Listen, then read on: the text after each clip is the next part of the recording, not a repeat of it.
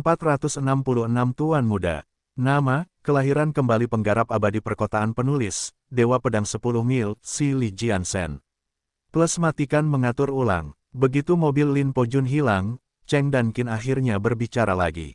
Guru, berdasarkan laporan yang saya dapatkan, Lin Pojun telah tinggal di kediaman keluarga Ji, dan jelas dia berada di pihak mana. Keluarga Hua telah memimpin Zonghai selama beberapa dekade, dan tidak terlalu sulit bagi mereka untuk mendapatkan informasi apapun yang mereka inginkan. Saya sudah berharap sebanyak itu. Salah satu anggota keluarga Ji yang paling menonjol bekerja di Tiongkok Tenggara, dan tentu saja, mereka memiliki ikatan yang kuat dengan keluarga Lin. Hua Yunfeng berkata dengan tenang. Usianya hampir 100 tahun, dan meskipun dia mengenakan topeng terkejut, dia tetap tidak tergoyahkan jauh di lubuk hatinya. Guru, apakah kita benar-benar akan membiarkan keluarga Lin mengambil alih Zonghai? Cheng dan Qin bertanya dengan bingung. Ya, terus kenapa? Hua Yunfeng tertawa terbahak-bahak. Sebagai seniman bela diri, fondasi kekuatan kita adalah kekuatan pribadi. Apa arti Zonghai bagiku setelah aku mencapai keadaan abadi? Tidakkah kamu ingat pendiri Sekte Hong yang telah menciptakan kerajaan seperti itu dari ketiadaan? Balai Naga, misalnya, telah berkontribusi pada penciptaan suatu bangsa. Saya juga telah mencapai kehebatan sebelumnya, ini adalah kehidupan yang jauh lebih menarik dan bermakna daripada bersembunyi di bawah batu di sini di Zonghai. Hua Yunfeng berkata dengan bangga. Grandmaster di Tiongkok ini telah menjadi terkenal selama beberapa dekade. Dia telah bertahan menghadapi tantangan dari banyak generasi dan masih memegang teguh posisinya. Sejauh ini, tidak ada yang tahu persis seberapa kuatnya dia. Guru, Anda hanya tinggal setengah langkah lagi dari keadaan abadi. Saya yakin Anda akan segera mencapai tahap akhir dan mengembalikan kejayaan keluarga Hua sebelumnya. Cheng dan Qin berkata dengan hormat. Dia telah berkultivasi di bawah bimbingan lelaki tua itu selama lebih dari 1 dekade dan mengetahui secara langsung kekuatan Hua Yunfeng yang tak terbayangkan. 40 tahun yang lalu, bahkan sebelum Ye Nantian lahir, Hua Yunfeng telah mencapai kondisi transenden. Sulit membayangkan betapa kuatnya dia selama 40 tahun. Ini lebih sulit dari yang kamu kira. Hua Yunfeng menggelengkan kepalanya. Saya telah mencapai kemacetan 30 tahun yang lalu, dan dalam 30 tahun ini, saya tidak memperoleh kemajuan apapun. Saya tahu bahwa kekuatan saya harus setara dengan 3 petarung teratas di Dark Roll, tetapi cobalah sebagai mungkin saja, saya tidak bisa mencapai tahap akhir. Jika sesederhana itu, Chen Beixuan tidak akan menjadi satu-satunya orang yang berhasil dalam 50 tahun. Fan Qin, kultivasi Anda sejauh ini berjalan lancar karena bakat bawaan Anda yang luar biasa, oleh karena itu, Anda mungkin dengan mudah meremehkan kesulitannya saat berkultivasi pada level saya. Hal ini membutuhkan lebih dari sekedar bakat, tetapi juga ketekunan, kesabaran, kebijaksanaan, dan keberuntungan. Orang tua itu berkhotbah, "Ya Guru, saya akan mengingat itu." Cheng dan Qin menjawab dengan hormat sambil membungkuk. Lalu dia bertanya dengan bingung, "Guru, mengapa Lin Pojun membantu keluarga Ji bahkan setelah mengetahui bahwa dengan melakukan hal itu, mereka akan mendatangkan kemarahan Chen Beixuan? Tidakkah mereka tahu betapa kejamnya Chen Beixuan? Keluarga Lin dulunya adalah keluarga terkuat di Tiongkok dan mereka pasti punya alasannya masing-masing. Leluhur keluarga Lin adalah salah satu yang terkuat bahkan di antara para pejuang negeri abadi. Ditambah lagi, keluarga Lin terkenal karena penipuannya, dan tipu muslihat, jadi menurutku Lin Pojun tidak sepenuhnya terbuka padaku." Hua Yunfeng melambaikan tangan dan berkata dengan meyakinkan. "Benar." Cheng dan Qin mengangguk. Bahkan ketika arus bawah yang gelap menjadi gelisah dan awan berkumpul di Zonghai, Chen Fan memutuskan untuk menghabiskan waktu berkualitas bersama pacarnya. Untungnya baginya, Fang Qiong bukanlah gadis yang lengket karena dia sudah terbiasa hidup mandiri.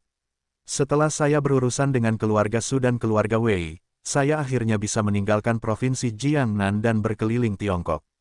Saya akan mencari gua surga manapun di mana roh Qi berlimpah. Saya juga akan mampir ke kota Lin, Hong Kong, Sekte Lembah Dewa Pengobatan, dan Zhongzhou dan mengunjungi murid-murid saya seperti Asiu. Mungkin saya akan mengunjungi Surong Fei juga sejak ayahnya baru saja meninggal. Chen Fan berpikir sendiri sementara Ferrari merah melaju menuju Zonghai. Ferrari ini diberikan kepada Chen Fan oleh keluarga Ren. Dia memberikan mobil itu kepada Yuki Shirosa sebagai hadiah. Di sana dan kemudian, Chen Fan sedang duduk di kursi penumpang mobil sport mewah dengan pengemudi yang lebih mewah di sampingnya. Dia hidup dalam mimpi banyak pria di dunia ini. Tuan, apakah kita akan menuju ke keluarga Ji di Zonghai? Yukishiro Sa bertanya. Tidak, ayo pergi ke grup Jin Xiu dulu. Aku belum menyapa ibu dan saudara perempuanku sejak aku menyelesaikan budidaya pengasinganku. Chen Fan bertanya dengan malas. Keluarga Ji bukanlah prioritas utamanya. Red Sparrow telah mengingatkannya untuk tidak menggunakan seni yang mencolok seperti pedang terbang. Dia memiliki mantra mematikan lainnya di lengan bajunya, seperti sihir kutukan. Chen Fan yakin bahwa begitu keluarga Ji mendengar bahwa Zonghai telah tiba, mereka akan segera menemuinya untuk meminta maaf secara langsung. Ya, jawab Yukishiro Sa dan menghidupkan mesinnya, melaju hingga 200 km per jam. Zonghai adalah pusat perdagangan internasional dan memiliki populasi lebih dari 20 juta. Pemandangannya yang luas menempati area beberapa kali lebih besar dari ukuran kota Jin. Meskipun ini bukan pertama kalinya Chen Fan tiba di Zonghai, dia belum pernah melihat kota itu sedekat ini. Menakjubkan, saya merasa seperti berada di Tokyo. Yukishiro Sa melihat sekeliling dan berseru. Beri 10 tahun lagi, bahkan akan melampaui Tokyo. Chen Fan tersenyum. Di kehidupan masa lalunya, dia telah melihat sebuah kota yang menutupi seluruh planet, sebuah keajaiban teknik yang sesungguhnya. Oleh karena itu, dia tidak terpengaruh oleh ukuran dan perkembangan Zonghai. Mereka berkendara selama 1 jam lagi dan akhirnya mencapai markas besar grup Jin Xiu. Sebagai salah satu perusahaan real estate terbesar, grup Jin Xiu telah membeli tanah dan membangun gedung perkantoran bertingkat yang disebut Jin Xiu Plaza. Chen Fan berkata begitu dia keluar dari mobil dan melihat gedung yang menjulang tinggi. Sepertinya ibuku baik-baik saja di Zonghai. Bangunan seperti itu akan menelan biaya setidaknya 1 miliar. Tentu saja kenapa, hanya grup Jin Xiu yang bisa melakukannya. Kami berdiri di bagian paling tengah kota dan tanah di sekitar kami adalah properti terbaik di seluruh kota. Dibutuhkan lebih dari sekadar uang untuk memperolehnya, tanah apapun di sini. Sebuah Maserati menepi dan seorang pemuda jangkung dan sopan turun dari mobil. Oh, sepertinya kamu tahu banyak tentang grup Jin Xiu. Chen Fan mengangkat alisnya dan melirik pemuda itu. Perusahaan saya cukup sering berurusan dengan grup Jin Xiu, dan saya sering berkunjung ke bos Wang dan asisten An. Pria muda itu tersenyum tipis ketika sedikit rasa bangga muncul di matanya. Dia bertaruh bahwa Chen Fan bukan berasal dari kota dan karena itu gagal mengenalinya sebagai Tuan Muda Feng, pewaris orang terkaya di Zong. Hai, bahkan ketika Tuan Muda Feng berbicara, dia melihat sekeliling ke arah Yukishiro Sa, menikmati kecantikannya yang luar biasa. Sementara itu, dia menyesalkan bahwa seorang wanita baik-baik saja disia-siakan untuk seseorang yang biasa seperti Chen Fan. Itu kejahatan, namun, Tuan Muda Feng menyimpan pikirannya untuk dirinya sendiri dan berjalan ke dalam gedung bersama 2 orang lainnya. Chen Fan disambut oleh meja resepsionis besar di mana hampir setengah lusin resepsionis duduk di belakang. Salah satu dari mereka memberikan senyuman hangat dan profesional kepada Chen Fan, dan bertanya, siapa yang kamu cari? Aku ingin bertemu bosmu dan Anya, kata Chen Fan. Maaf, Tuan, mereka tidak bertemu siapapun tanpa membuat janji. Gadis itu balas tersenyum pada Chen Fan dengan nada meminta maaf. Tuan Muda Feng menyeringai dan menepuk bahu Chen Fan. Temanku, aku tahu kenapa kamu ada di sini, kamu di sini untuk merayu asisten An. Kamu bukan satu-satunya, jauh dari itu. Jika kamu mengurutkan semua pemuda yang memimpikannya tangan asisten An, garisnya akan menjadi pergi jauh-jauh ke provinsi Jiangnan. Dengan mundurnya keluarga Tang, keluarga Nin, dan keluarga Ji, grup Jin Xiu dengan cepat menjadi terkenal. Bahkan tanpa ketenaran baru sebagai asisten Wang Xiaoyun, kehidupan Anya sudah diganggu oleh perhatian yang tidak diinginkan dari banyaknya pengagum. Setelah menusuk Chen Fan, pemuda itu meluruskan kerah bajunya dan melihat ke arah lift. Ding, pintu lift terbuka dan seorang manajer parubaya muncul dari dalam. Dia hampir bergegas melintasi aula dan mendatangi pemuda itu, sambil tersenyum. Tuan Muda Feng, Anda akhirnya tiba. Tolong, mari kita bicara di kantor saya. Hari yang menyenangkan, Direktur Pelaksana He. Selamat pagi, Direktur Pelaksana He. Resepsionis itu bangkit dan membungkuk sedikit kepada pria parubaya itu saat mereka menyambutnya. Chen Fan terpikir bahwa pria parubaya ini adalah Managing Director di Jinxiu Group. Direktur pelaksana He, apakah asisten An ada hari ini? Ada beberapa hal yang ingin saya diskusikan dengannya. Tuan Muda Feng tersenyum dan melirik Chen Fan secara diam-diam sambil menyombongkannya. Orang luar yang bodoh, siapa yang mau mengendarai Ferrari mencolok seperti mobil pickup? Dibutuhkan lebih dari sekadar kekayaan untuk membuka pintu ke kantor asisten An. Tuan Muda Feng, Anda sama seperti saya juga tahu bahwa asisten An sedang sibuk dan harus menemui banyak tamu dan klien setiap hari. Tapi karena Anda sudah sampai di sini, saya akan memastikan Anda bisa menemuinya. Tapi mungkin kamu harus menunggu sebentar. Direktur pelaksana dia memukul dadanya dan mengumumkan dengan percaya diri. Dia adalah direktur pelaksana Departemen Administrasi dan bertanggung jawab menjadwalkan semua janji temu untuk Wang Xiaoyun dan Anya. Oleh karena itu, tidak akan terlalu sulit baginya untuk mengakomodir pertemuan singkat tersebut dengan mengubah berbagai hal di sekitar jadwal yang ada. Sangat baik, Tuan Muda Feng menyesuaikan kerah bajunya lagi dan mengikuti direktur pelaksana menuju lift. Dia nyaris tidak melirik Chen Fan. Beberapa resepsionis bergumam satu sama lain. Jadi itu Tuan Muda Feng. Saya mendengar bahwa ayahnya adalah pemilik grup Baolong, Feng Zhengchai. Dia adalah salah satu orang terkaya di Zonghai. Berhentilah meliriknya. Dia mengincar asisten An. Kamu tidak punya kesempatan. Tuan Muda Feng telah mendengar percakapan gadis itu. Meski berusaha berpura-pura tidak mendengar apapun, dia tidak bisa menyembunyikan rasa bangga di wajahnya. Bahkan ketika dia hendak masuk ke dalam lift lainnya tiba di lantai mereka dengan suara keras. Tuan Muda Feng memperhatikan bahwa lift lainnya memiliki hiasan emas di sekeliling kusen pintunya, jelas-jelas diperuntukkan bagi seseorang yang penting untuk digunakan. Siapa ini? Tuan Muda Feng terkejut dan memandang ke arah direktur pelaksana He. Direktur pelaksana dia juga terkejut. Ini lift pribadi bos kita, mungkin asisten An atau bos Wang sudah datang ke sini. Tidak, bos baru saja mengadakan rapat dengan direksi. Asisten An juga seharusnya berada tepat di sampingnya. Bahkan ketika pria parubaya itu bertanya-tanya siapa orang yang ada di dalam lift, Chen Fan tersenyum dan berjalan mendekati lift. Ding, lift berbunyi lagi dan membuka pintunya. Mengungkap dua wanita cantik di dalam. Selamat siang, Bos Wang, dan selamat siang untukmu, asisten An. Direktur pelaksana dia membungkuk dalam-dalam dan menyapa mereka. Pemandangan kedua wanita itu mengejutkan para resepsionis. Mereka hampir tidak berani bernapas. Nona Anya, saya Feng. Bahkan ketika Tuan Muda Feng menyapa Anya dengan senyuman yang telah dia latih dengan sempurna, dia menyaksikan gadis impiannya melemparkan dirinya ke pelukan pemuda itu. Kemudian mereka mendengar pemuda itu memanggil Wang Xiaoyun, Bu. Apa? Direktur pelaksana dia sangat terkejut dengan kejadian ini, hingga dia hampir terjatuh ke tanah. Dia adalah Tuan Muda Chen. Putra Wang Xiaoyun telah menjadi misteri bagi banyak orang. Wang Xiaoyun datang ke Zonghai hanya bersama putrinya, Anya dan mendirikan grup Jinxiu. Saat ini, grup Jinxiu adalah 3 perusahaan real estate terbesar di Zonghai, dan Wang Xiaoyun juga masuk dalam daftar 10 besar orang terkaya di Zonghai. Dia juga dipuji sebagai wanita terkaya di Zonghai. Melihat kekayaan besar grup Jinxiu yang hanya dijaga oleh 2 wanita, banyak orang diam-diam bersaing untuk mendapatkan sepotong kue. Namun, grup Jinxiu tetap teguh dan tidak terkalahkan dalam banyak serangan agresi.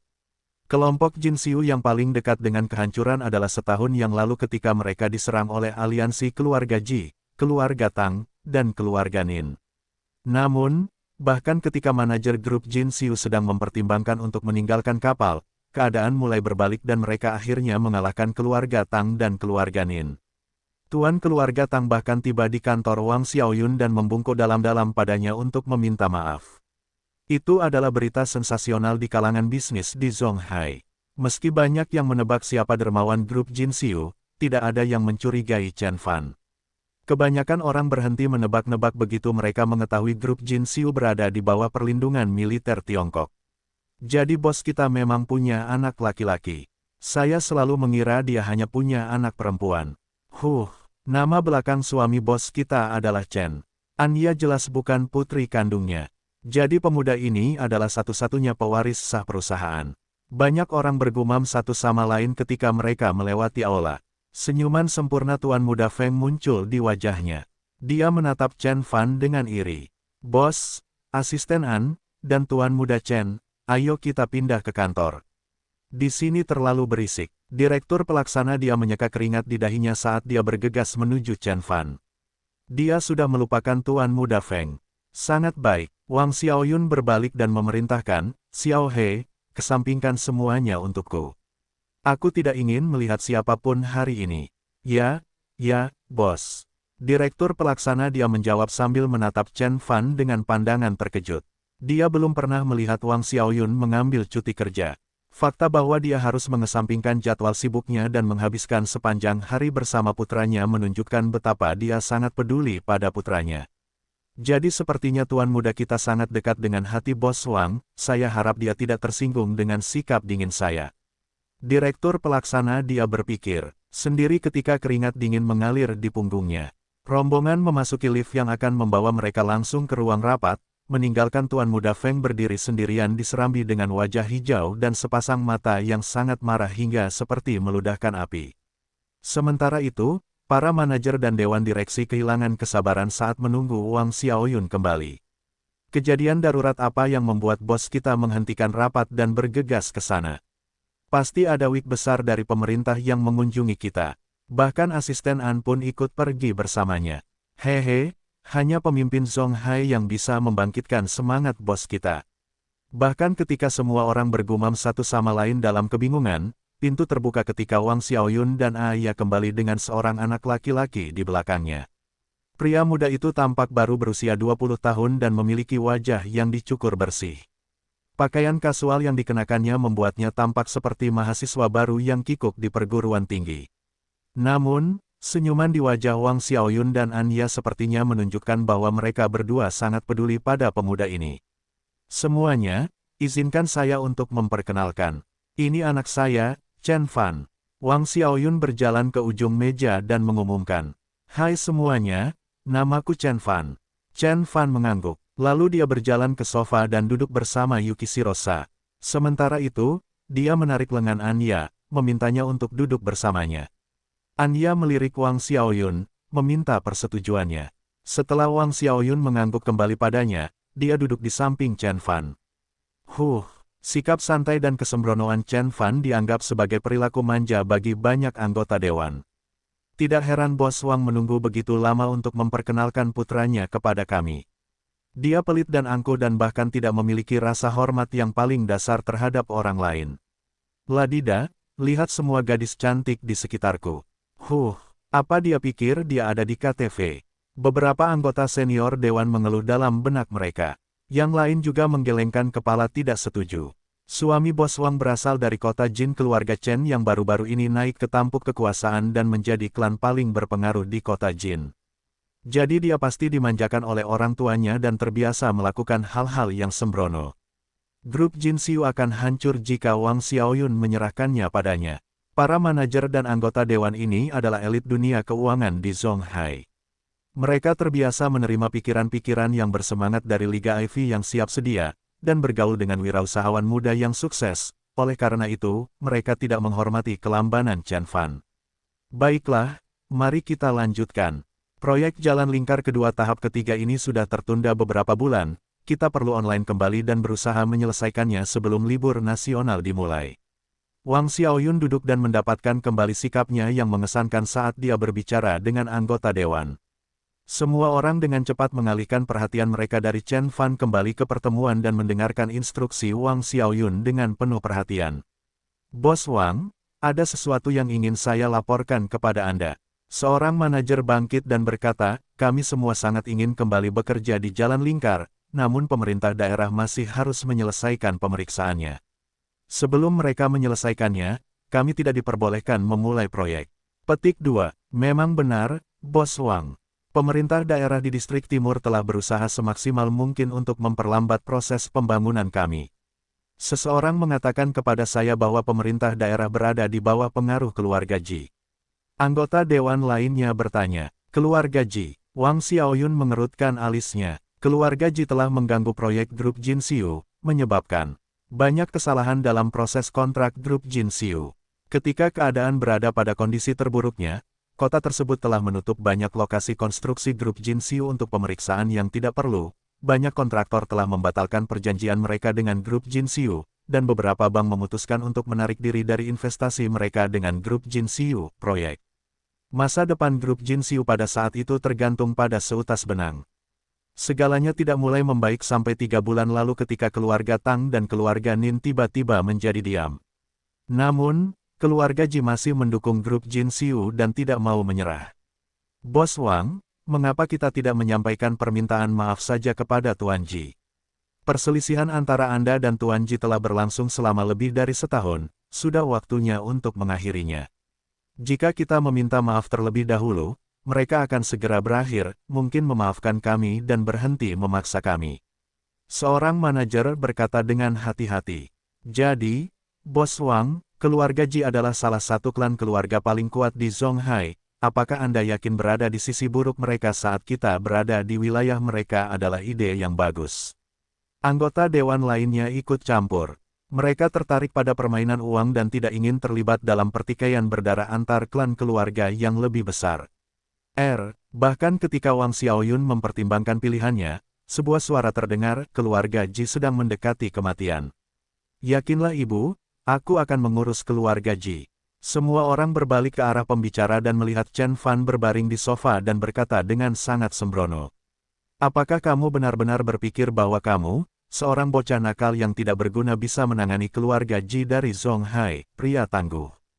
Banyak manajer dan anggota dewan yang mencemooh Chen Fan dalam pikiran mereka. Namun, mereka merahasiakan ucapannya demi Wang Xiaoyun. Anggota dewan melihat kembali ke arah Wang Xiaoyun dan berharap melihat Wang Xiaoyun menghujani anak laki-laki itu dengan amarahnya. Namun, yang mengejutkan mereka, Wang Xiaoyun mengangguk dan berkata, baiklah, tangani keluarga Ji untukku, aku akan menambahkan 2 tumis lagi untuk makan malam-malam ini. Ingat, kita hanya perlu mengingatkan mereka, tidak ada yang perlu disakiti terlalu buruk. Apa? Para anggota dewan terkejut dengan kejadian tersebut dan merasa ada yang menarik permadani dari bawah mereka. Apakah aku mendengarnya dengan benar? Wang Xiaoyun akan membiarkan putranya yang berusia kurang dari 20 tahun, menjaga keluarga Ji di Zonghai. Bahkan dermawan paling kuat dari keluarga Chen, siapapun dia, tidak bisa menjaga keluarga Ji di Zonghai, apalagi bocah manja. Semua orang mengeluh sambil menggelengkan kepala. Setelah pertemuan ditunda, Wang Xiaoyun meninggalkan ruangan bersama Anya dan Chen Fan. Beberapa anggota dewan mengangkat tanda dan meratap. Dia sudah terlalu lama memanjakan putranya. Cepat atau lambat dia akan menyesalinya. Benar, apakah mereka tahu dengan siapa mereka berhadapan? Itu adalah keluarga Ji dari Zonghai. Seorang anggota dewan yang beruban berkata dengan suara dingin. Gelombang gumaman pembangkang meningkat di antara anggota dewan. Pria parubaya itu mengerutkan alisnya dan berkata dengan ragu-ragu. Saya telah mendengar desas-desus tentang putra Bos Wang. Mereka memanggilnya Tuan Chen dan dia menjadi terkenal di provinsi Jiangnan setelah membantai banyak musuh. Baru setelah dia diduga meninggal, keluarga Tang dan keluarga Ji memperbarui kontraknya, agresi mereka terhadap keluarga Chen. Tapi begitu dia kembali, kami melihat keluarga Tang dan keluarga Nin datang untuk meminta maaf kepada kami segera, jadi menurutku. Lao Hong, berhentilah menyebarkan rumor itu. Rumor juga mengatakan, bahwa keluarga Chen memiliki seorang jenderal berusia kurang dari 20 tahun. Apakah Anda benar-benar percaya pada sampah ini? Tidak ada satupun jenderal di Tiongkok yang berusia di bawah 40 tahun. Anggota dewan lainnya tertawa terbahak-bahak. Semua orang di meja juga tertawa sebagai jawaban. Ada banyak spekulasi mengenai siapa sebenarnya dermawan grup Jinxiu. Namun, teori yang paling banyak dipercaya adalah keluarga Wang dari Yanjin lah yang berada di balik kebangkitan grup Jinxiu. Kebanyakan orang mengabaikan teori yang menyebutkan bahwa putranya adalah seorang ahli seni bela diri atau seorang jenderal. Sementara itu, Wang Xiaoyun memimpin Anya, Chen Fan dan Yuki Shirosa ke salah satu hotel bintang 5 terbaik di kota dan mereka langsung menuju ke restoran. Apakah kamu benar-benar di sini untuk berurusan dengan keluarga Ji? Wang Xiaoyun langsung pada intinya. Ya, dan tidak. Aku akan pergi dan bepergian selama 6 bulan, jadi aku memutuskan untuk mampir dan memeriksa kalian berdua. Chen Fan menjawab dengan senyum hangat. Begitu mereka sampai di lantai atas tempat restoran itu berada, mereka disambut oleh sederet pengawal berpakaian hitam. Manajer restoran juga berdiri di pintu masuk, meminta maaf kepada Wang Xiaoyan. Saya minta maaf, Bos Wang. Tamu lain telah memesan seluruh tempat hari ini. Apakah Anda ingin bagian VIP? Disimpan. Wang Xiaoyun mengerutkan alisnya dan mengarahkan tatapan tajamnya pada manajer itu. Sekretarisku meneleponmu setengah jam yang lalu dan kamu tidak mengatakan apapun. Kamu tidak bisa berbohong begitu saja. Di mana pemiliknya? Manajer hotel tiba-tiba merasakan tekanan yang sangat besar padanya. Wang Xiaoyun menjalankan perusahaan multitriliun yuan dan satu keputusannya akan mempengaruhi penghidupan ratusan bahkan ribuan karyawan. Seiring berjalannya waktu, dia telah memperoleh sikap mengintimidasi yang dia tidak takut untuk pamerkan di wajah orang lain bila diperlukan. Bos Wang, tolong, saya bisa menjelaskannya. Tamu itu adalah teman bos saya, jadi kami juga tidak bisa menolaknya. Manajer hotel mencoba menjelaskan, tetapi Wang Xiaoyun tidak bergeming. Dia mungkin akan lebih pemaaf di hari lain, tapi tidak hari ini. Hari ini, dia akhirnya mendapat kesempatan untuk menghabiskan waktu berkualitas bersama putranya, jadi dia tidak akan membiarkan orang lain merusaknya. Aha, itu Bibi Wang. Aku mulai bertanya-tanya siapa yang berani meneriaki pengawalku. Sebuah suara pusing terdengar dari dalam restoran.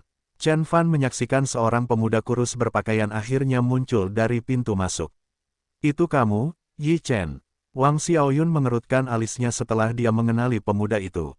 Dia adalah anak dari seorang pensiunan perwira senior di Zonghai, teman baik keluarga Ji dan pewaris terkemuka di Zonghai. Bibi Wang, saya minta maaf. Ada beberapa tamu yang datang mengunjungi saya dari Provinsi Linnan. Yi Chen meminta maaf dengan tidak tulus dan asal-asalan. Kilatan ketidaksenangan muncul di mata Wang Xiaoyun. Sebelum dia bisa membalas pria itu, sebuah suara gaduh terdengar dari dalam. Yi Chen, apakah itu Ratu Zonghai? Cek, sungguh wanita yang baik dengan lekuk tubuh dan sebagainya. Ada sekelompok besar pemuda dan pemudi tampan yang duduk di ruang makan di belakang Yi Chen. Salah satu pemuda itu melongo ke arah Wang Xiaoyun dan berteriak. Sebelum kata-kata pemuda itu memudar, wajah Chen Fan menjadi gelap dan siap untuk menyerang. Mencari kematian, Yukishiro selangkah di depan Chen Fan dan melesat maju, berubah menjadi kilatan cahaya putih. Ketika dia muncul kembali tepat di depan pemuda itu, dia menamparkan wajahnya dengan keras. Saat ini, dia telah mencapai tingkat puncak budidaya kekuatan internal dan oleh karena itu, serangannya telah membuat pemuda itu terbang di udara selama beberapa puluh meter sebelum dia terjatuh kembali ke tanah. Brengsek, beraninya kamu memukul Tuan Muda Qiu.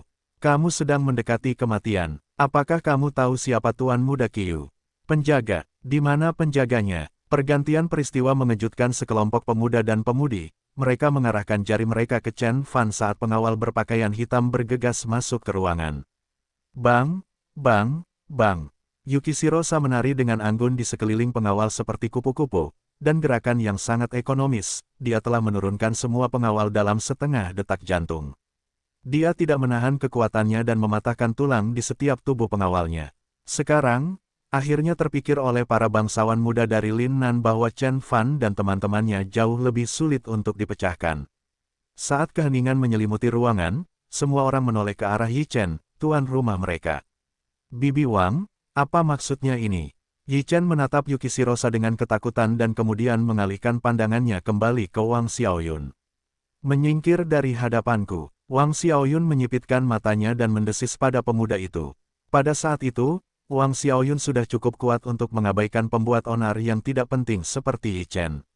Bahkan kakek Yi Chen harus berpikir dua kali sebelum mengambil tindakan terhadap Wang Xiaoyun, apalagi cucunya yang manja. Wajah Yi Chen memerah seperti udang matang dan amarahnya berkobar. Namun, pemandangan Yukishiro yang menatapnya membuatnya berpikir lebih baik tentang tindakannya. Dia berhasil menelan penghinaan dan tersenyum lama. Baiklah, Wang Xiaoyun. Saya akan membuat Anda membayar untuk ini suatu hari nanti. Setelah dia mengatakan itu, dia meninggalkan ruangan bersama teman-temannya di belakangnya. Setelah Yi Chen akhirnya pergi, Wang Xiaoyun menggelengkan kepalanya dan berkata, aku tidak bermaksud begitu marah dan jahat kepada mereka. Tapi mereka akan merusak hariku bersama putraku. Aku tidak bisa membiarkan mereka melakukan itu. Petik 2. Bravo, Ibu. Chen Fan tersenyum. Pemilik restoran pun akhirnya datang dengan senyuman minta maaf. Bos Wang, kelompok anak-anak itu berasal dari keluarga berkuasa di Provinsi Linnan. Yang tersingkir bernama Tuan Muda Qiu dan ayahnya adalah seorang jenderal yang ditempatkan di Provinsi Linnan. Saya harap mereka tidak masalah. Chen Fan melambaikan tangan. Jika bukan karena Yukishirosa yang menghukum mereka karena dia, beberapa dari kepala remaja itu pasti sudah pusing. Chen Fan tidak akan peduli sedikit pun tentang siapa ayahnya. Meski begitu, Chen Fan telah menandai pria dan wanita muda itu dengan divine sense-nya, mungkin makanan penutup untuk nanti. Sementara Chen Fan duduk di ruang makan, Yi Chen dan kelompoknya keluar dari hotel. Yi Chen mengamati teman-temannya dan bertanya, apakah Tuan Muda Qiu baik-baik saja? Dia baik-baik saja, tapi wajahnya bengkak. Wanita jalang itu mungkin patah tulang pipinya. Salah satu pemuda itu berkata dengan marah. Jika kita berada di Linnan, aku akan menguliti mereka hidup-hidup atas apa yang telah mereka lakukan. Seorang gadis berpakaian minim menggerutu sambil menyeringai.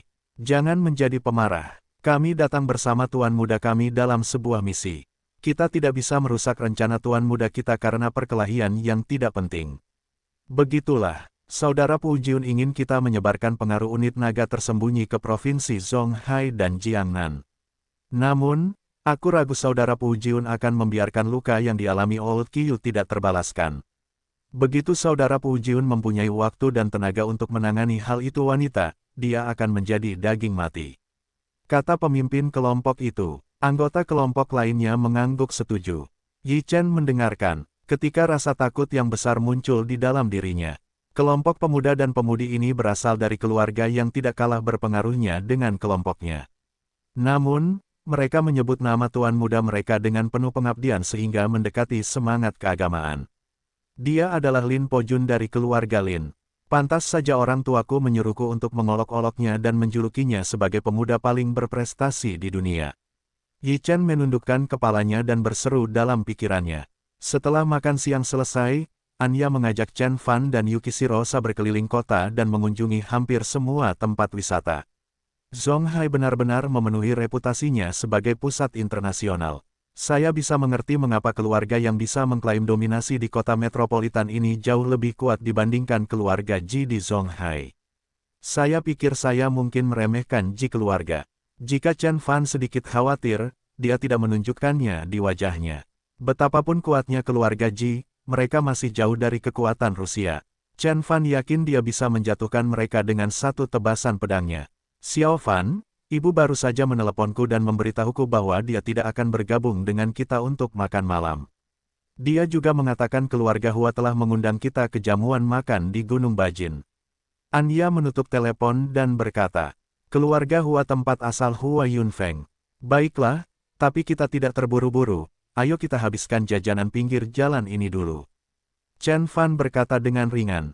Anya menggelengkan kepalanya dan mengikuti Chen Fan dengan senyum masam. Saat senja akhirnya tiba, Zonghai menjadi hidup dengan lampu jalan pijar dan lampu neon warna-warni.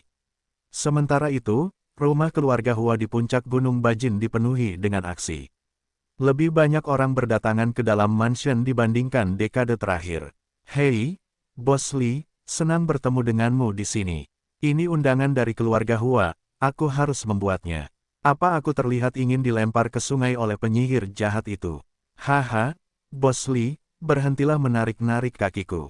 Tapi kamu benar, sudah lama sekali sejak terakhir kali keluarga Hua mengadakan jamuan makan besar.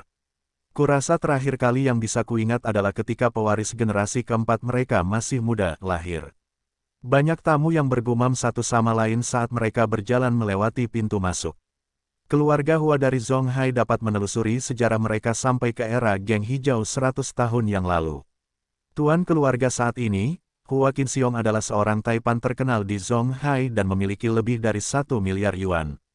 Yang disebut Ratu Dunia Bawah Tanah juga berasal dari keluarga Hua dan namanya adalah Cheng Danqin. Meski begitu, tokoh paling dihormati dalam keluarga adalah Pak Tua Hua yang telah hidup lebih dari 100 tahun. Hua Yunfeng, dia adalah putra dari pemimpin Geng Hijau, seorang Grandmaster seni bela diri dan peringkat 4 di daftar surga. Sejak Hua Yunfeng memimpin Zonghai, dia telah melindungi kota dari banyak invasi. Dia dihormati oleh banyak orang sebagai penjaga Zonghai. Begitu para tamu sudah duduk, mereka mengangkat cangkir mereka beberapa kali dan kemudian mulai saling bergumam. Bos Li, pernahkah Anda mendengar tujuan perjamuan ini? Saya tidak sepenuhnya yakin, tapi saya yakin itu pasti ada hubungannya dengan kelompok dari provinsi Linnan itu. Seseorang yang besar, sepertinya sangat besar telah tiba di Zonghai, dan bahkan keluarga Hua telah menggelar karpet merah untuknya. Tidak mungkin, keluarga Hua dari Zonghai adalah salah satu klan keluarga paling kuat di Tiongkok. Hanya para petinggi dari Yanjin yang mungkin layak menerima perlakuan seperti itu. Siapa itu? Tidak tahu, tapi aku mendengar orang memanggilnya Tuan Muda, atau semacamnya. Nama Tuan Muda telah menarik perhatian banyak orang karena mengingatkan mereka pada rumor yang mereka dengar yang berasal dari Tiongkok Selatan. Apakah yang Anda maksud adalah Tuan Muda dari Tiongkok Tenggara? Saya pernah mendengar tentang dia sebelumnya. Dia adalah sosok yang populer baik di kalangan pejabat pemerintah maupun penjahat dunia bawah tanah. Dia memenangkan hati para elit muda di Tiongkok Tenggara dan telah membentuk sebuah geng bernama Unit Naga Tersembunyi. Sebagian besar anggotanya berasal dari keluarga elit, beberapa di antaranya adalah bupati setempat. Seseorang menyela, itu pasti dia. Dia berasal dari klan keluarga misterius yang tidak hanya sangat kuat tetapi juga sangat rendah hati. Pengaruh mereka bahkan dapat dirasakan di Hong Kong dan Asia Tenggara. Beberapa orang mengatakan kepada saya bahwa keluarganya dulunya adalah klan keluarga nomor 1 di Tiongkok. Orang lain menambahkan, para Taipan Zonghai ini semuanya adalah pengusaha yang banyak akal dan memiliki koneksi yang baik. Meskipun keluarga Lin telah hidup dalam pengasingan selama 60 tahun, mereka tidak berhenti menyebarkan pengaruhnya ke seluruh Tiongkok Selatan dan juga Asia Tenggara. Selama bertahun-tahun, keluarga Lin hanya mengungkapkan puncak kekuatan es mereka, tapi itu cukup untuk mengesankan banyak orang. Tiba-tiba, seseorang berteriak, Tuan Ji, Tuan Sang, Tuan Tang, Tuan Zhu, Tuan Nin dan penguasa keluarga dari lusinan keluarga besar lainnya ada di sini. Oh, tunggu, siapa pemuda yang berjalan di depan mereka itu? Orang-orang melihat ke arah pintu masuk dan tercengang dengan apa yang mereka lihat. Dikelilingi oleh sekelompok besar bangsawan keluarga, seorang pria muda masuk ke ruangan dengan percaya diri dan langkah lebar. Rambut hitam pemuda itu tergerai hingga menutupi bahunya, kontras dengan kulitnya yang pucat dan bercahaya. Para penguasa keluarga mengelilingi dan berevolusi di sekelilingnya seperti halnya planet terhadap matahari. Penampilan pemuda itu dengan cepat mengalahkan anggota generasinya yang lain. Dia sangat mirip dengan Chen Beixuan, seorang gadis jangkung dan menarik yang mengenakan gaun ballroom dengan belahan tinggi mengunci pandangan melamunnya pada pemuda itu. Tangannya sedikit menggigil. Dia adalah Ai Jinqi, gadis yang ditemui Chen Fan di Jepang. Ini baru setahun sejak perjalanannya ke Jepang, namun penampilannya telah berkembang secara signifikan. Tidak, dia bahkan tidak dekat dengan Chen Beixuan. Chen Beixuan tidak membutuhkan kerumunan besar untuk memberinya kesan kekuatan, dia adalah kekuatan. Pemuda itu bukan tandingan Chen Beixuan. Setelah beberapa perbandingan yang cermat, Ai Jinqi menggelengkan kepalanya dan menarik kesimpulannya. Meskipun pemuda itu hanya memiliki sebagian kecil dari sikap sombong Chen Fan, itu sudah cukup untuk menundukkan pikiran semua tamu perjamuan. Penampilannya yang kuat telah menarik hati sanubari banyak wanita cantik di pesta itu, membuat mata mereka bersinar karena kekaguman. Semuanya, izinkan saya memperkenalkannya. Ji Luoshen mengambil satu langkah ke depan dan mengumumkan, pria ini adalah Lin Pojun dari keluarga Lin di Tiongkok Tenggara. Semua orang menyaksikan tuan muda dari keluarga Ji yang perkasa memperkenalkan Lin Pojun kepada semua orang dengan patuh seolah-olah dia adalah subjek Lin Pojun. Para Taipan dan ahli waris kaya lainnya di perjamuan itu terkejut dengan perkembangan tersebut. Mereka semua menatap Lin Pojun dengan tatapan terkejut dan tunduk. Dia yang disebut Tuan Muda. Dia adalah dermawan bagi lebih dari beberapa lusin klan keluarga di Zonghai. Cek, kekuatan yang luar biasa. Saya pernah mendengar tentang keluarga Lin di Tiongkok Tenggara sebelumnya. Kakek saya memberitahu saya bahwa mereka dulunya adalah keluarga paling berkuasa di Tiongkok. Apakah mereka akan kembali lagi sekarang? Banyak tamu yang bergumam satu sama lain. Meskipun keluarga Lin telah hidup mengasingkan diri selama lebih dari 10 tahun, pengaruh mereka masih ada. Pemandangan Lin Pojun dan kenangan akan metode kejam keluarga Lin telah membuat takut banyak orang. Saya telah mendengar bahwa keluarga Ji, keluarga Tang, dan keluarga Tang telah berbuat jahat dengan orang yang salah di provinsi Jiangnan dan berada di ambang kehancuran. Sekarang mereka telah mendapatkan dukungan dari keluarga Lin, saya kira situasinya akan berbalik bagi mereka. Beberapa elit yang mengetahui permusuhan antara klan keluarga ini dan Chen Fan lebih terkejut dengan kemunculan Lin Pojun daripada mereka yang tidak. Wajah Ji Luoshen berseri-seri dan tampak seperti orang yang benar-benar berbeda dibandingkan 3 bulan lalu. Hal yang sama juga berlaku pada Tuan Tang dan Tuan Sembilan karena mereka berdua tampak percaya diri dan bersemangat setelah mendapatkan seorang dermawan yang kuat. Semuanya, saya di sini untuk membuat proposal untuk membentuk serikat dagang di Zonghai. Musuh kita banyak, dan hanya dengan bersatu kita kuat. Dengan menggabungkan kekuatan, dan bertarung sebagai satu tim, kita akan mampu menghadapinya. Ancaman finansial yang kuat datang dari Korea, Jepang, dan Amerika Serikat. Lin Pojun langsung ke pokok permasalahan dan mengumumkan dengan percaya diri. Apa? Kata-katanya telah menggemparkan kerumunan orang di ruangan itu. Semua orang terkejut melihat betapa cepatnya konfrontasi itu berakhir. Ada banyak serikat dagang di Zonghai, namun belum pernah ada badan yang menyeluruh di semua industri. Lin Pojun benar, tanpa kerjasama, perusahaan-perusahaan di Zonghai tidak akan pernah mampu bersaing dengan perusahaan-perusahaan internasional yang kuat. Bahkan perusahaan paling kuat di Zonghai pun berjuang untuk bertahan di pasar internasional. Namun, apa yang membuat Lin Pojun menjadi pemimpin sah dari organisasi sekuat itu? Usulannya harus datang dari orang-orang terkaya untuk meyakinkan kami agar bergabung. Anda hanyalah seorang anak muda, dan apakah kami harus mempercayai Anda? Seseorang mencemooh Lin Pojun. Saya sepenuh hati setuju dengan saran Tuan Muda Lin. Sebuah suara masuk dari pintu masuk. Semua orang berbalik dan melihat seorang pria parubaya yang gagah dengan senyum lebar masuk ke dalam ruangan. Dia adalah orang terkaya di Zonghai, Si Hongyi. Dia memiliki puluhan miliar aset di Tiongkok dan menduduki peringkat 10 besar dalam daftar orang terkaya Forbes. Namun, orang yang begitu berkuasa dan kaya membungkuk kepada Lin Pojun dengan hormat, atau bahkan dengan rasa takut. Banyak orang terkejut dengan pergantian acara tersebut. Dia adalah Si Hongyi, orang paling berkuasa di Zonghai. Kenapa dia tunduk pada seorang pemuda? Siapa sebenarnya Lin Pojun? Seseorang berseru dengan suara gemetar. Yang lain diam dan mereka saling memandang dengan ketakutan. Sementara itu, di ruang perjamuan lantai 2, seorang lelaki tua sedang menikmati secangkir teh. Seorang pria yang berdiri di samping lelaki tua itu sedikit membungkukkan punggungnya dan berkata, Si Hongyi, keluarga Ji dari Zonghai, keluarga Tang, keluarga Nin, dan keluarga Sang semuanya ada di sini. Mereka merupakan 1/5 dari kekayaan di Zonghai. Masih sulit untuk membentuk serikat dagang dengan kurang dari separuh bisnis di Zonghai, tapi hal itu harus dilakukan untuk saat ini. Pria itu berkata ketika cahaya yang licik dan cerdik bersinar melalui kacamata tebal dengan pinggiran tipis berwarna emas. Xiao Kai, jangan lupakan tuan rumah kita. Orang tua yang gagah itu menyesap teh dari cangkir tehnya dan berkata dengan ringan.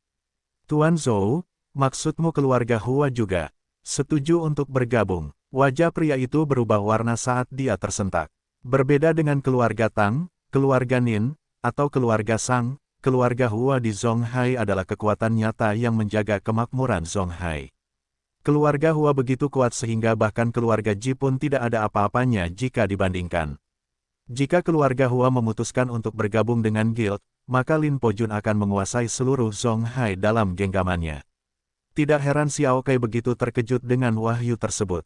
Ayahku pernah memberitahuku bahwa kepala leluhur keluarga Lin telah melakukan pelayanan yang baik kepada Pak Tua Hua, jadi Pak Tua Hua harus membayar kembali keluarga Lin dengan cara tertentu. Meski begitu, keluarga Hua tidak akan membayarnya, aku juga tidak ingin terlalu terlibat dalam permainan keluarga Lin, jadi keterlibatan mereka lebih merupakan sikap baik daripada dukungan nyata apapun. Lelaki tua itu berkata ketika secercah kekhawatiran muncul di matanya. Semakin banyak Xiao Kai mendengarkan, dia menjadi semakin takut. Dia tahu otoritas dan prestise yang diperintahkan Lord Zhou di Zonghai. Jika bahkan Tuan Zhou tidak dapat menghalangi Lin Pojun menyebarkan pengaruhnya, maka tidak ada seorang pun di Zonghai yang bisa. Setelah Si Hongyi secara terbuka mendukung rencana tersebut, sebagian besar orang merasa bahwa serikat dagang tidak terlalu berpengaruh.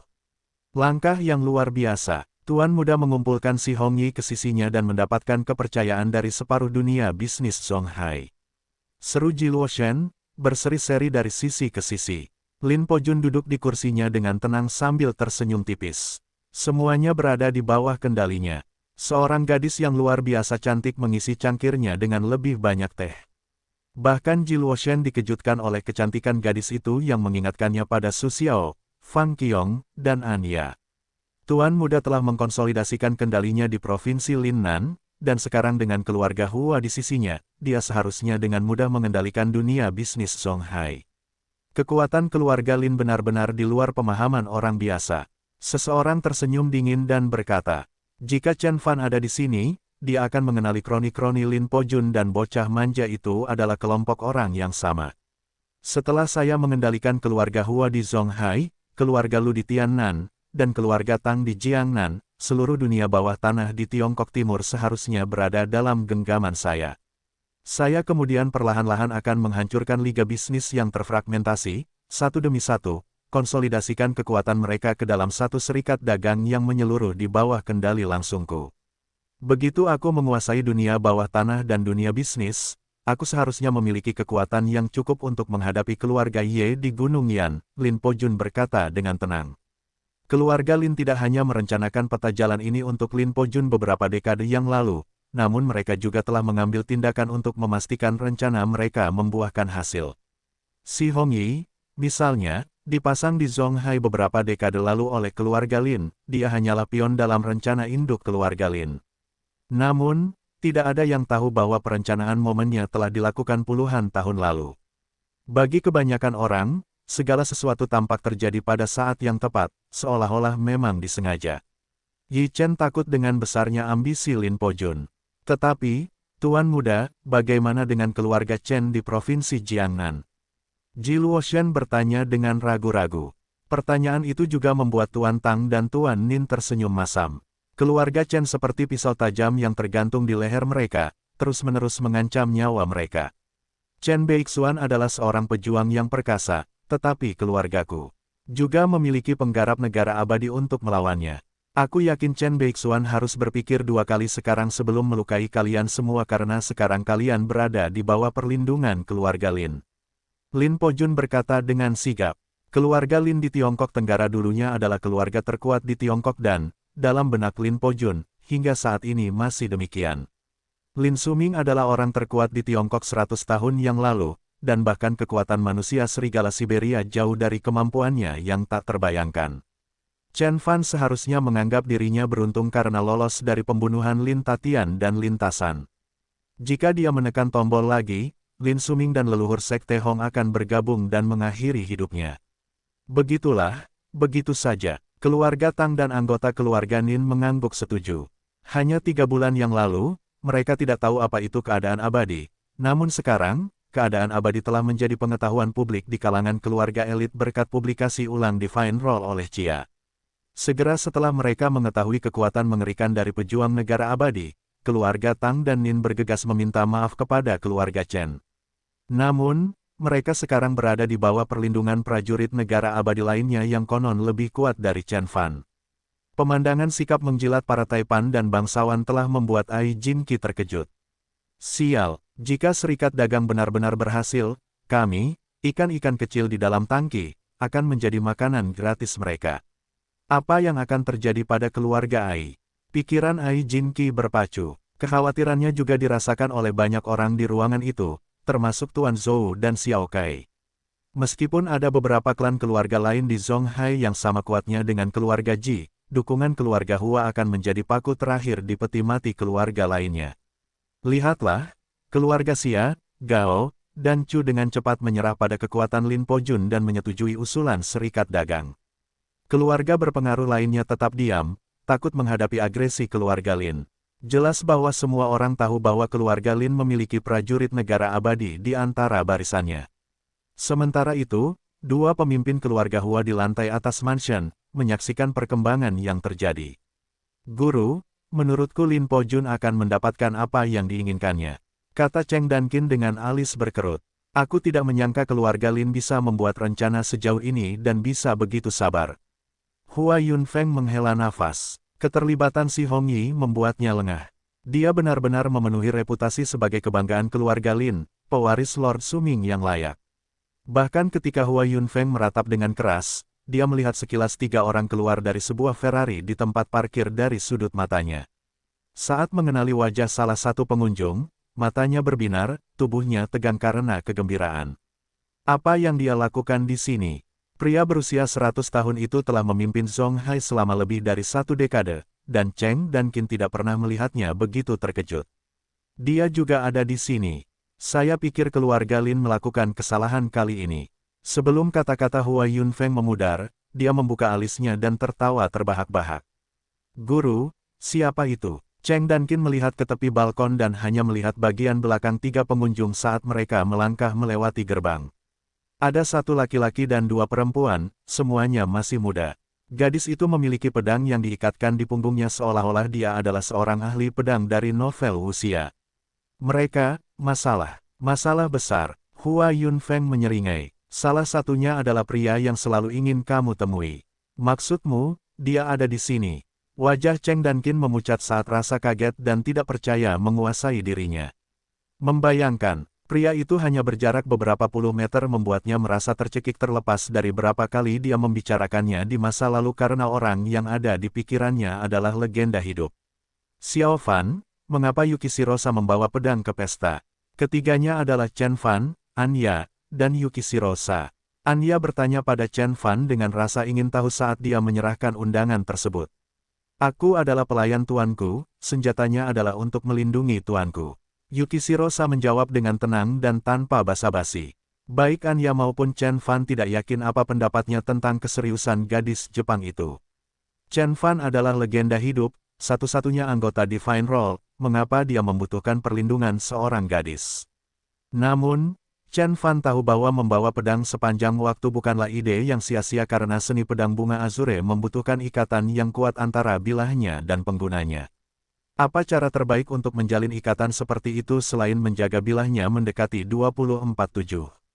Di bawah tatapan curiga para pria di pintu, mereka bertiga memasuki jamuan makan. Rumah keluarga Hua terdiri dari 3 halaman kecil yang mengelilingi halaman utama tempat aula besar berada. Para pelayan sibuk, menyediakan makanan lezat seperti lobster dan anggur antik untuk para tamu. Tamu-tamu paling penting telah berkumpul di dalam aula besar sementara tamu-tamu yang kurang penting tersebar di seluruh rumah. Kebanyakan dari mereka yang berada di luar aula besar adalah keluarga dan teman dari orang-orang yang berada di dalam. Mereka adalah ahli waris yang kaya, seringkali manja dan tidak terlalu peduli dengan politik. Bukankah itu Anya dari grup Jin Xiu? Siapa pria di sampingnya itu? Mereka terlihat cukup dekat. Banyak pewaris kaya Zonghai yang bergumam satu sama lain karena terkejut. Kecantikan Anya terkenal di kalangan elit di Zonghai, mereka yang cukup berani untuk mengambil tindakan terhadapnya akhirnya patah hati. Pria itu sepertinya pewaris grup Jin Xiu. Dia berasal dari provinsi Jiangnan. Tapi aku tidak bisa mengingat namanya. Aku yakin itu adalah Chen. Tuan Muda Feng juga menghadiri perjamuan itu. Wajahnya menjadi gelap begitu dia melihat sekilas Chen Fan dan Anya. Meskipun ayah Tuan Muda Feng juga seorang taipan kaya di Zonghai, kehebatan keluarganya tidak bisa dibandingkan dengan keluarga Ji atau keluarga Tang. Oleh karena itu, Tuan Muda Feng tidak cukup berpengaruh untuk memasuki aula utama dan harus tinggal di luar di halaman. Dia hanyalah seorang penduduk desa dari provinsi Jiangnan, beraninya dia menyebut dirinya Tuan Muda. Saya tidak tahan dengan wajah sombongnya. Begitulah, jika Tuan Muda asli dari keluarga Lin mendengar bahwa dia menggunakan nama yang sama, dia mungkin sudah mati. Banyak ahli waris kaya yang mencemooh Chen Fa dari kejauhan. Mata mereka berubah menjadi hijau karena iri setelah melihat 2 orang cantik yang mengapit Chen Fan di kedua sisi. Namun, mereka takut akan kekuatan grup Jin Xiu, jadi mereka tetap bersuara dan tidak memprovokasi Chen Fan. Tuan Muda Feng tiba-tiba teringat sesuatu, jadi dia berbalik dan menyelinap melewati kerumunan menuju aula utama. Chen Fan mengira itu hanya jamuan makan biasa, jadi dia bahkan tidak repot-repot memasuki aula utama, dan mulai mengambil makanannya sendiri di tempat BBQ. Yukishirosa, Bahkan saat Chen Fan dan para gadis menikmati daging sapi Kobe yang empuk, seorang wanita meneriakkan nama Yukishiro Sa karena terkejut. Mereka melihat sekeliling dan melihat Ai Jinki yang gembira melihat ke arah mereka.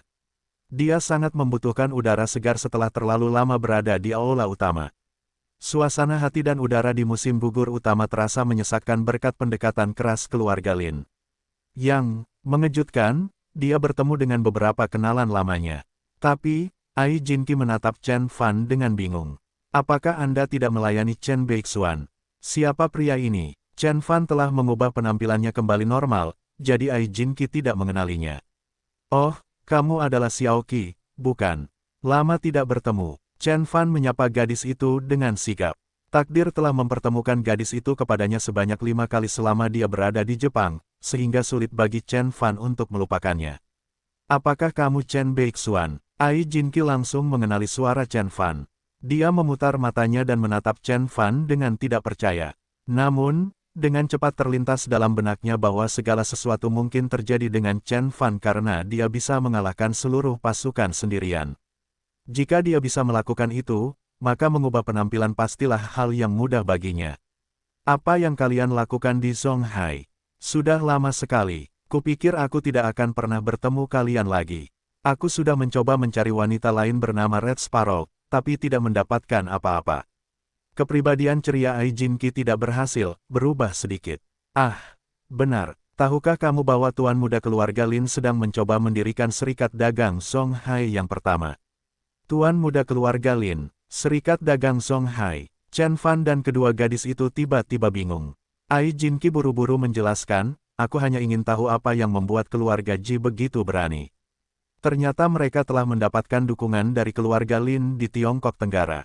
Apakah mereka benar-benar mengharapkan prajurit negara abadi keluarga Lin yang telah hilang sejauh ini untuk menyelamatkan mereka dari kehancuran?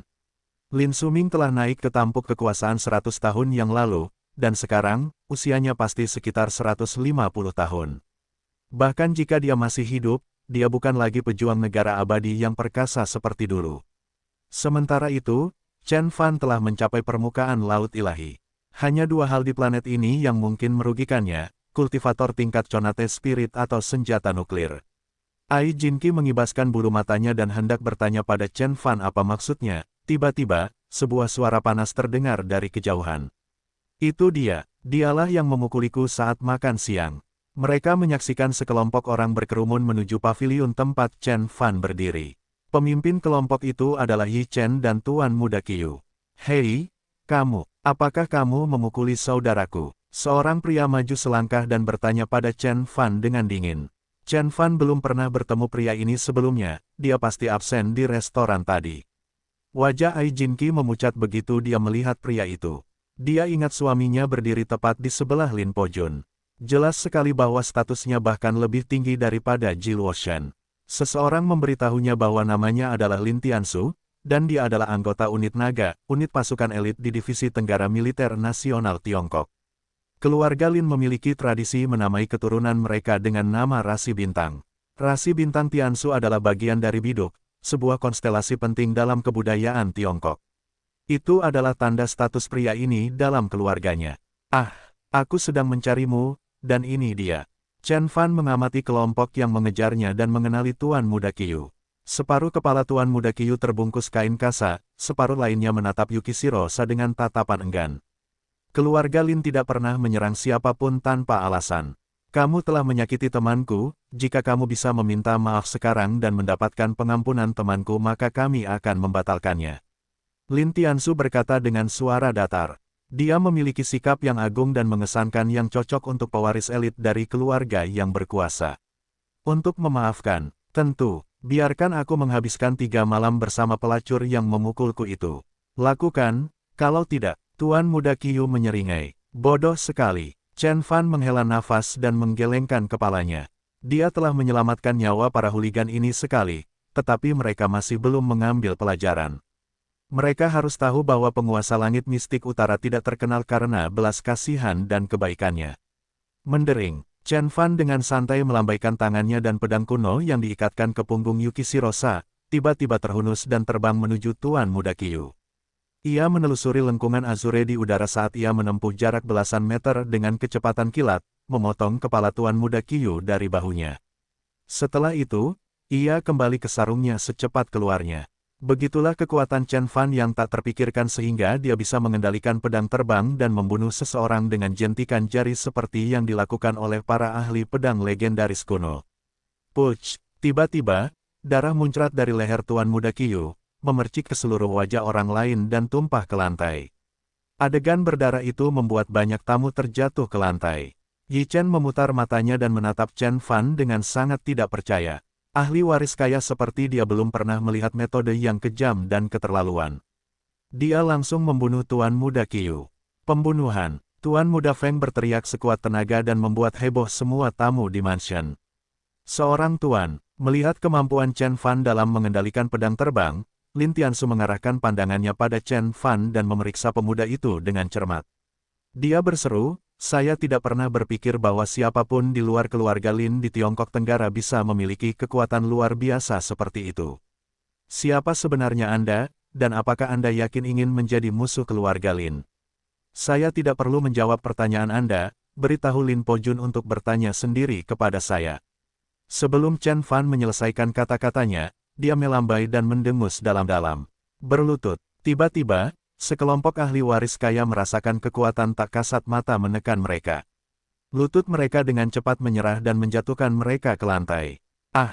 Lin Tiansu menggeram ketika kekuatan internal bergolak di sekelilingnya, mencoba melepaskan diri dari kekuatan itu. Namun, dia ditekan hingga rata ke tanah sama seperti orang lain. "Apakah kamu Chen Bei?" Lin Tiansu mendongak dan ke samping, berusaha sekuat tenaga untuk mengarahkan pandangannya pada Chen Fan saat dia mengeluarkan beberapa kata dari mulutnya. Namun, sebelum dia bisa menyelesaikan pertanyaannya, kekuatan yang luar biasa telah menekan wajahnya ke lantai. Penonton lainnya sangat terkejut, bahkan para penjaga keluarga Hua memutihkan dan menghormati pemuda itu. Keluarga Lin telah datang jauh-jauh ke Zonghai, yakin bahwa mereka akan mengambil alih Zonghai. Namun, Chen Fan telah membunuh salah satu kroni mereka dan memaksa mereka yang lain bertekuk lutut. Ini merupakan tantangan terang-terangan bagi Tuan Muda. Sungguh kebiadaban, kekuatan yang luar biasa. Aku belum pernah mendengar orang yang begitu kejam di Zonghai sebelumnya. OMG, ayah Tuan Muda Qiu adalah seorang jenderal, tapi dia telah membunuhnya seperti meremukkan serangga. Saya pikir dia hanyalah seorang penduduk desa. Tapi sekarang tampaknya dia juga merupakan lawan yang layak untuk Lin Pojun. Banyak pewaris kaya Zonghai berpikir sendiri. Chen Beixuan, dia benar-benar memenuhi reputasinya. Ai Jinqi tersenyum masam dan berseru. Saat ini, seluruh rumah sedang dipenuhi keresahan dan kegembiraan. Siapa yang berani menantang Tuan Muda?